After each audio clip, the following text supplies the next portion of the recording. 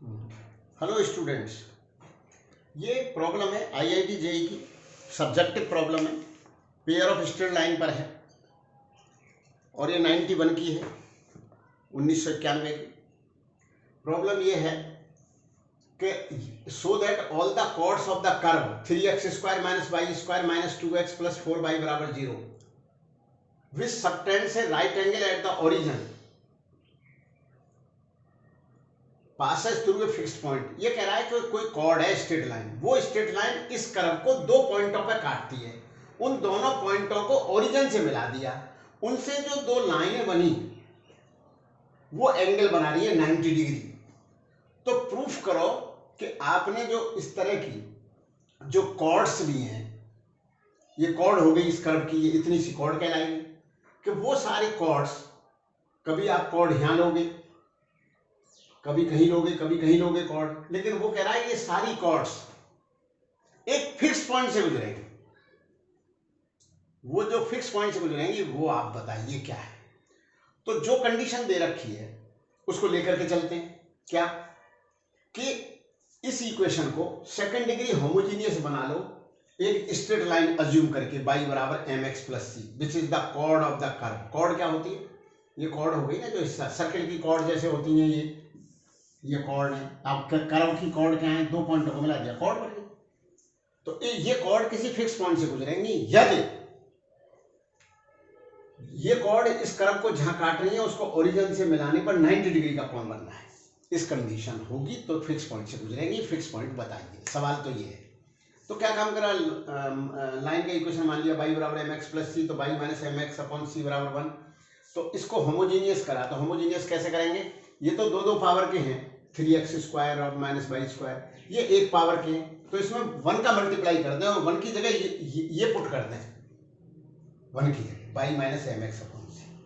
तो ये सब दो पावर के हो जाएंगे। क्यों कर रहे हैं? क्योंकि second degree homogeneous equation pair of straight line को रिप्रेजेंट करता है पासिंग थ्रू ओरिजिन, ऐसा इसलिए करते हैं। तो ये करते गए। अब इससे जो दो लाइनें आई वो आपस में परपेंडिकुलर है। परपेंडिकुलर होने के लिए x² और y² का कोफिशिएंट का सम का अपॉन रेशियो -1 होना चाहिए। क्यों? क्योंकि स्लोप का जो प्रोडक्ट है m1 m2 वो a/b होता है, और ये कह रहा है कि वो लाइनें परपेंडिकुलर है, तो m1 m2 must be equal to -1, और m1 × m2 होता है a/b। ये मैं पिछली क्लासेज में भी करा चुका हूं। तो a/b करके x² का कोफिशिएंट और y² का कोफिशिएंट a/b करके -1 के बराबर कर दो। -1 के बराबर करने से c का मान आ गया -2 -n।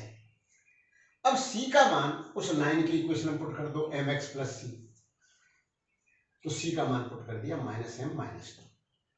तो वो जो गिवन कंडीशन है वो अपन ने यूज कर ली कि वो लाइन 90 डिग्री का एंगल बना है। अब ये जो लाइन है इस तरह की, इसने कहा ये फिक्स पॉइंट से गुजरेगी, तो उसका एक तरीका होता है कि जो वेरिएबल है ना उसके कोफिशिएंट को 0 कर दो, तो m चाहे चेंज होता रहेगा लेकिन पॉइंट फिक्स आएगा। ये यूं कह रहा है, तो m का जो कोफिशिएंट है वो x - 1 है, और जो रिमेनिंग टर्म बची उसको भी 0 कर दो। तो इसको 0 करने पर x = 1 आ गया, और इसको 0 करने पर y = -2। कहने का मतलब ये है कि ये इक्वेशन, इस तरह का इक्वेशन, इस तरह की लाइन का इक्वेशन 1, -2 से जरूर पास होगा, चाहे m का मान कुछ भी हो। क्यों होगा? m का मान कुछ भी हो, यहाँ 1 पुट कराइए 0 हो गया, y की जगह -2 पुट कराइए ये भी 0 हो गया, तो 0 = 0, इक्वेशन सेटिस्फाई हो रहा है, तो हेंस प्रूव्ड। ठीक है, ऑब्जेक्टिव था। हाँ, ये पूछा गया है कि ortho centre of the triangle formed by the lines x × y = 0 और x + y = 1। ये तीन लाइन है, तीन, क्योंकि इसमें दो लाइन समाई हुई है, x = 0 और y = 0। तो x = 0 तो y एक्सिस है, और y = 0 x एक्सिस। तीसरी लाइन ये है x + y = 1, तो ये लाइन जा रही है 1, 0 और 0,1 ये भी बन गई। तो हमें ये तीनों पॉइंट ही पता लग गए। अब इसका ऑर्थो सेंटर डिटरमाइन करना है। ऑर्थो सेंटर होता है एल्टीट्यूड गिराओ, तो यहाँ एल्टीट्यूड गिराया, यहां से इस लाइन पे गिराया तो यहां काटेगा। ये तीनों एल्टीट्यूड हैं, ये एल्टीट्यूड इससे इस लाइन पे गिराया है और यहां से इस लाइन पे गिराया, इन दोनों ने यहां काटा है, दो का इंटरसेक्शन ही चाहिए, तीसरा वाला अपने आप यहां काटेगा। तो बोला कहां काट रहा है कि तीसरा तो जा ही यहां से रहा है एल्टीट्यूड, तो ये तीनों एल्टीट्यूड ये और ये यही काटा, तो ऑर्थो सेंटर हो गया 0,0। अब होता क्या है, एक्यूट एंगल ट्रायंगल में जो ऑर्थो सेंटर होता है वो ट्रायंगल के अंदर होता है, ये भी समझा देता हूं। ऑब्ट्यूस वाले में ऑर्थो सेंटर बाहर होता है। जैसे ऑब्ट्यूस ये था right angle triangle, right angle triangle में ऑर्थो सेंटर उसी पे होता है जहां राइट एंगल है, यहाँ राइट एंगल था यही ऑर्थो सेंटर। ऑब्ट्यूस वाले में बाहर आ जाएगा, ऑर्थो सेंटर बाहर निकल जाता है। कैसे कि आप यहां से परपेंडिकुलर गिराओगे तो लाइन ही हो जाएगी, इससे इस पर परपेंडिकुलर गिराओगे, यहां से सामने वाले से परपेंडिकुलर गिराते हैं, जैसे एल्टीट्यूड बोलते हैं। अब एल्टीट्यूड यूं हो गए, एक एल्टीट्यूड है, अब इन्हें एल्टीट्यूड नहीं है, अंदर तो काटा नहीं, अंदर नहीं काटा, तो ये ऑर्थो सेंटर। और तीसरे से मैं गिराऊंगा वो भी यहीं से जाएगा, तो दिस इज ऑर्थो सेंटर। और ये राइट एंगल ट्रायंगल का ऑर्थो सेंटर,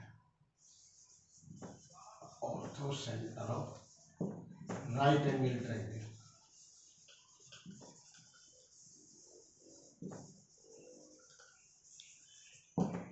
और एक्यूट का अंदर पड़ता है, एक्यूट एंगल में तीनों एंगल 90 से कम है, तो ये गिराया और ये गिराया, यहां आ गया ऑर्थो सेंटर।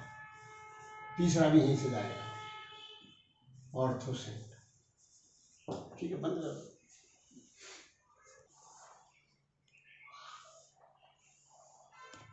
हाँ चलो भाई, 2x प्लस वाई बराबर 3, वाई बराबर -2x प्लस 3, 2,1। हाँ कर दो शुरू,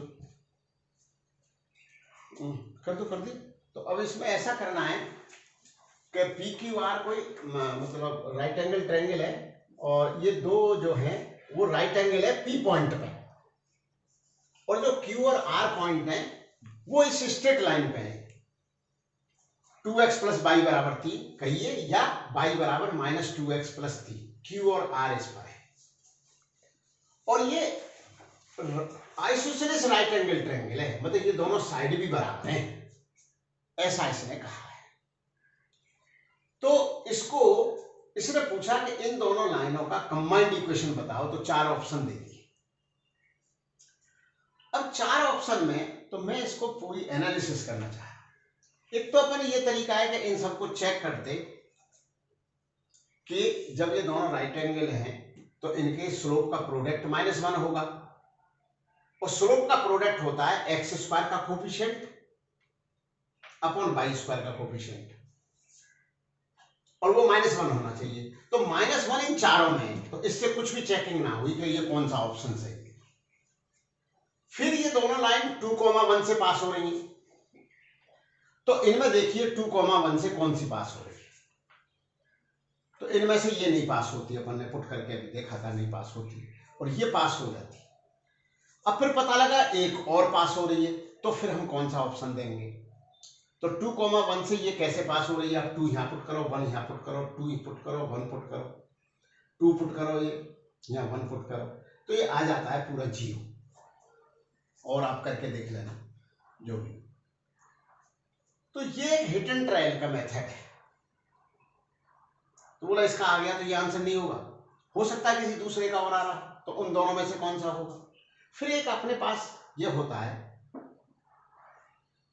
कि इस तरह का इक्वेशन दो लाइंस को रिप्रेजेंट करता है, यदि ABC plus 2FGH minus AF² BG² CH² बराबर 0 हो। इसमें A होता है x² का कोफिशिएंट, B होता है y² का कोफिशिएंट, C होता है कांस्टेंट टर्म, और x का कोफिशिएंट होता है 2gx, x का कोफिशिएंट होता है 2g, तो 2g जो आएगा x का कोफिशिएंट 20 है मानो या -20 है, तो इसका आधा कर देंगे तो g आ जाएगा। और 2f होता है y का कोफिशिएंट और xy का कोफिशिएंट होता है 2h, तो जो xy का कोफिशिएंट होगा उसका आधा कर देंगे तो h आ जाएगा। अगर ये 0 बैठ रहा है तो वो पेयर ऑफ स्ट्रेट लाइन को रिप्रेजेंट करता है वो इक्वेशन।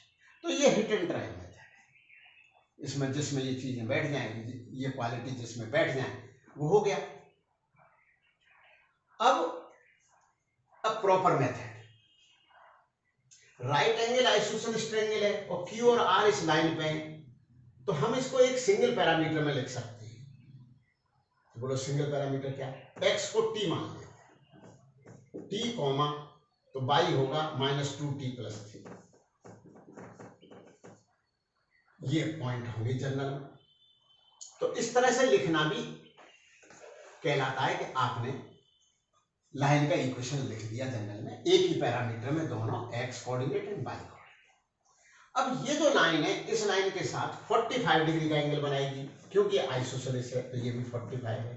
अब 45 बनाएगी तो इनके मध्य के जो एंगल का जो फार्मूला है tan थीटा वो प्लस माइनस बोलना पड़ता है। वैसे प्लस माइनस क्यों? क्योंकि लाइन जो है इसमें से इसे घटाएगा तो +1 है, इसमें से इसे घटाएगा एंटी क्लॉकवाइज तो -1 है। तो tan 45 है या tan -45 है, तो पहले 1 ले लेते हैं। तो इसका स्लोप तो -2 है, इसका इस लाइन का स्लोप -2 है, इसका स्लोप जो होगा वो t के पदों में होगा। तो slope of PQ is -2t + 3 - 1 by 2 - by 1 upon x2 upon t -2, तो ये हो गया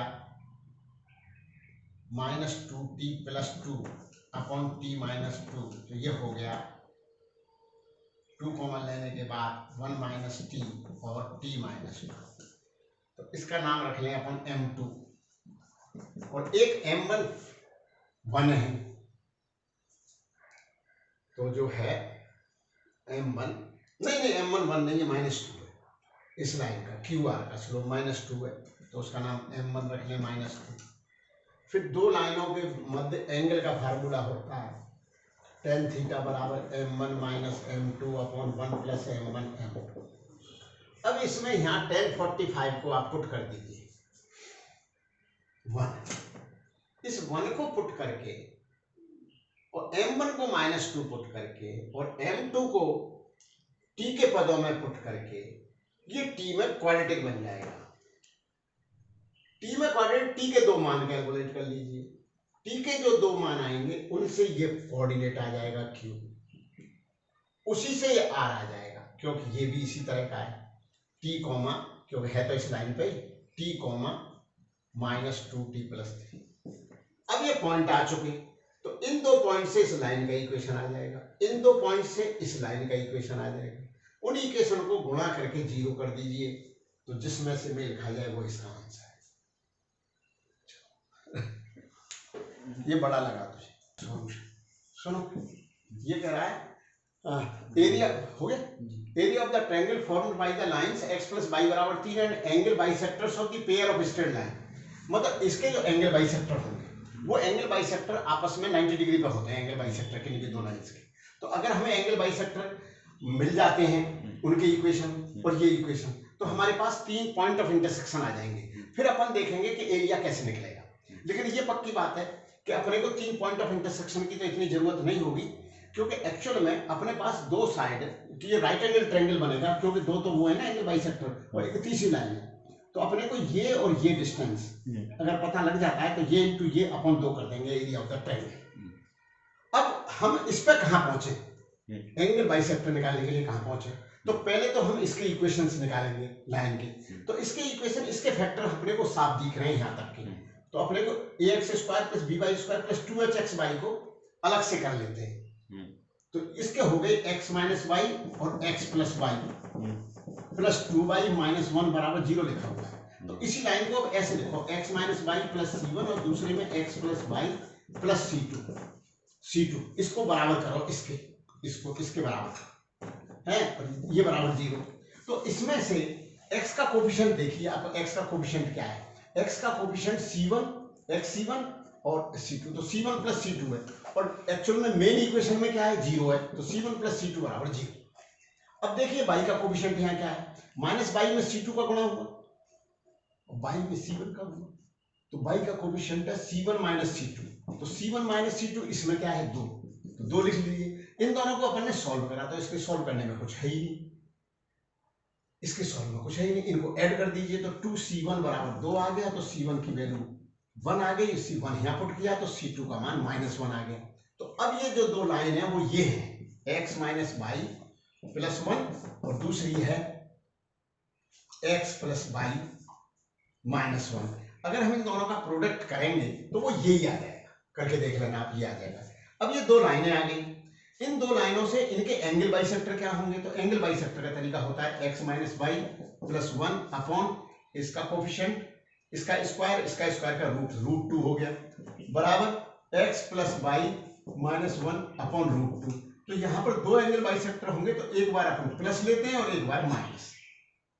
अब प्लस से निकालते हैं एंगल बाइसेक्टर, कौन सा आता है प्लस से, तो प्लस लेकर के अपन एंगल बाइसेक्टर निकालते हैं। चलिए, तो रूट 2 से रूट 2 कट गया, अब प्लस वाला लिया है तो x से x कट गया, ये बाई इधर चला गया, तो 2y बराबर 2, तो y बराबर 1, तो एक एंगल बाइसेक्टर तो y बराबर 1 है।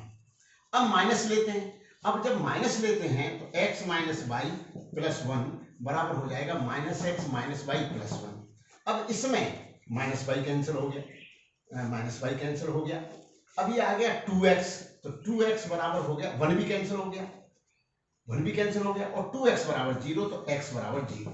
एक लाइन ये हो गई, ये x बराबर 0 it is nothing but the by axis, तो एक तो बाई एक्सिस है एंगल बाइसेक्टर इन दोनों लाइनों के, और दूसरा y बराबर 1 है, तो बाई एक्सिस और y बराबर 1 और ये बाई एक्सिस है। अब एक और है x प्लस वाई बराबर 3, तो ये कहां से गुजर रही है 0,3 और 3,0, तो 3 ये ले लिया, तो 3,0 और 0,3, तो इतना ही बड़ा वहां ले लिया, तो ये लाइन ही हो गई।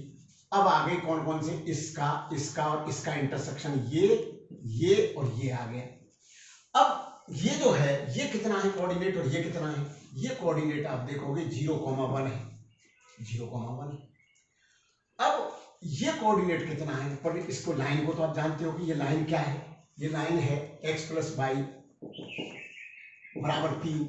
इस लाइन का इसके साथ इंटरसेक्शन कैसे निकालें, y का मान 1 पुट कर दें, y का मान 1 पुट करेंगे तो फिर 2,1 है, ये पता लग गया। इसका इंटरसेक्शन y एक्सिस के साथ निकालना है, y एक्सिस के तो x का मान 0 पुट कर दें, तो x का मान 0 पुट करा y एक्सिस के लिए, क्योंकि 0 पुट करा तो ये आ गया 0,3। ये 0,3 है कि 0,1 है, तो ये डिस्टेंस आ गया 2। ये 0,1 है कि 2,1 है, तो ये डिस्टेंस आ गया 2, क्योंकि ये तो 1 ही 1 है, तो ये 2 में से 1 घटा दो, बस दूसरे घटाने की जरूरत है नहीं, 0 है। तो अगर दोनों होते तो फिर स्क्वायर करके उनके x2 माइनस x1 प्लस का square plus y2 minus y1 का होल स्क्वायर का रूट करता, ये निकालने के लिए उसकी जरूरत ही ना पड़ी, तो ये 1 हो गया, 2 में से 0 घटाया 2 हो गया, this is 2 and this is also 2। तो एरिया क्या होगा, राइट एंगल ट्रायंगल का 2 into 2, half base into height, तो ये हाइट है ये बेस है, तो हाफ है, ये एरिया हो गया, तो ये एरिया बराबर हो गया 2 आंसर हो गया। बस ये आंसर 4 दे रखे थे, उसमें से वो वाला आंसर सही है जो आंसर 2 है, बस 2 आइडेंटिटी से जो समझ लो।